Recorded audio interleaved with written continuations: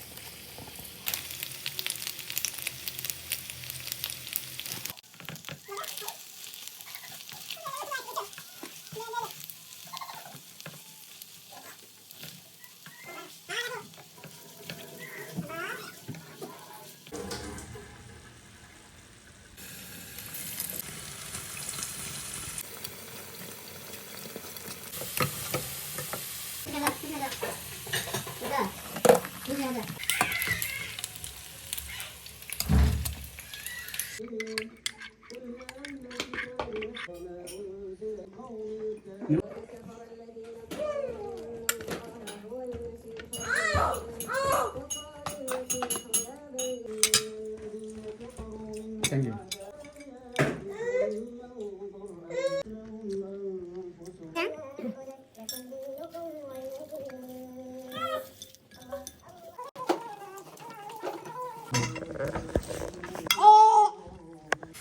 ইফতার করার পর এতগুলো থালা বাসন জমে, তো আজকে অবশ্য কমই হয়েছে।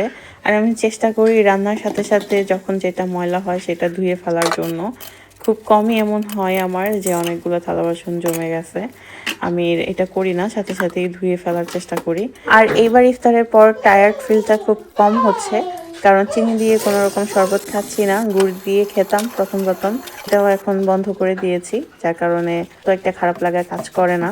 রমজান আসলে পরিবারের কথা অনেক বেশি মনে পড়ে, আর মার কথা বেশি মনে পড়ে, কারণ ইফতার করার পর সবাই যখন নামাজ পড়ে চাইতাম একটু রেস্ট নিতে, টায়ার্ড ফিল হতো, কিন্তু আম্মু তো ঠিকই কাজ করতো, সব কিছু পরিষ্কার করতো, পরিচ্ছন্ন করতো। তো এখন আসলে আমি করি, আর সেগুলো মনে পড়ে। ওইরকমভাবে মাকে আসলে কখনো সাহায্য করা হয়নি, তো এখন খুব কষ্ট লাগে।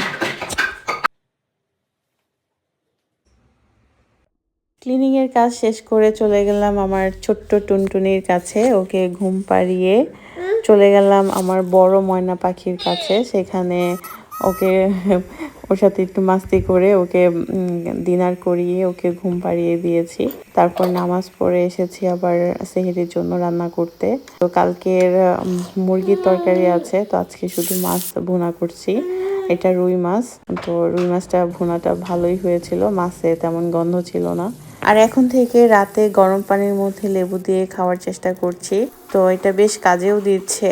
তো যারা ওজন কমানোর চিন্তায় আছেন তারা চাইলে এটা ফলো করতে পারেন। আজকের মতো এই পর্যন্তই আমার ব্লগ ভিডিও। সবাই ভালো থাকেন, সুস্থ থাকেন, সবার রোজা ভালো কাটুক। আল্লাহ হাফেজ, আসসালামু আলাইকুম।